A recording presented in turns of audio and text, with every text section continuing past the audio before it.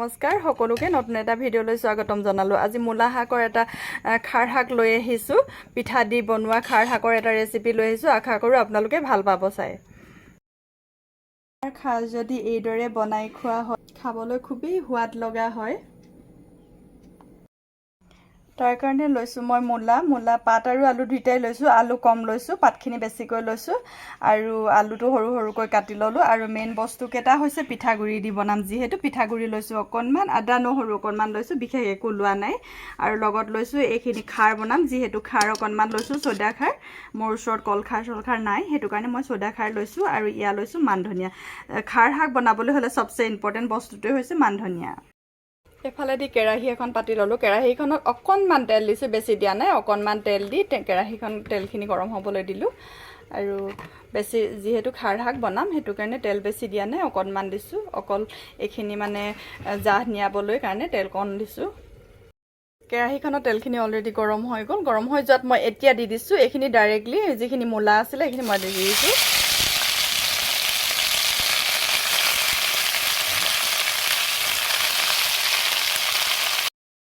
মূলাখিনি দি লোৱাত ভালদৰে লৰাই লৈছোঁ। অকণমান এইখিনি মানে কমিবলৈ দিম। আৰু এতিয়া দি দিছোঁ ইয়াত প্ৰয়োজনৰ মতে নিমখ,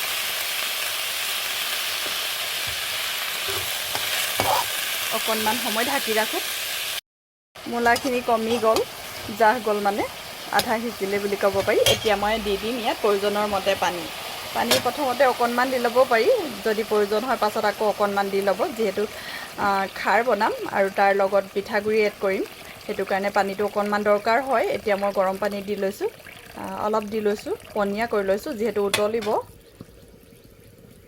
দৰকাৰ হ'লে আকৌ অলপ পাছত ঢালি দিম। এতিয়া মই এইখিনি ঢাকি ৰাখোঁ, উতলিবলৈ দিম ভালদৰে, মানে মূলাখিনি সিজিবলৈ দিম। ভালদৰে উতলি আছে। এতিয়া মই আদা নহৰু যিখিনি পিচি ৰাখিছিলোঁ এইখিনি দি দিছোঁ।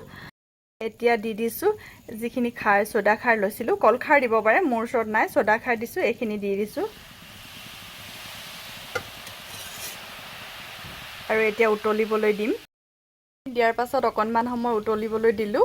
আৰু মই যিহেতু হালধি ব্যৱহাৰ কৰা নাই, খাৰ দিয়াৰ পাছত ৰংটো হালধি দিয়াৰ দৰে দেখিছে। খাৰ শাকত হালধি নিদিয়ে। এতিয়া মই পিঠাগুড়িখিনি দি দিম। পিঠাগুড়িখিনি মই পানী দি গুলি লৈছোঁ। পিঠাগুড়িৰ পৰিমাণ আপোনালোকে প্ৰয়োজনৰ মতে দিব, বেছি দিলে মানে বেয়া লাগে পিঠাগুড়িখিনি গুলি নলৈ গোটা এনেকৈও দি দিব পাৰি, তেতিয়া গোটা গোটা হৈ যায় কাৰণে পানী দি আগে গুলি লৈছোঁ। এতিয়া মই এইখিনি ঢালি দিলোঁ গোটেইখিনি।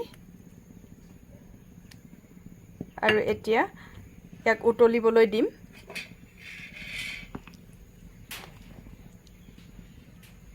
এনেকৈ পিঠাগুড়িৰ লগত মূলাৰ খাৰ শাক খাই খুব ভাল লাগে। আপোনালোকে নোখোৱাসকলে এবাৰ বনাই খাব।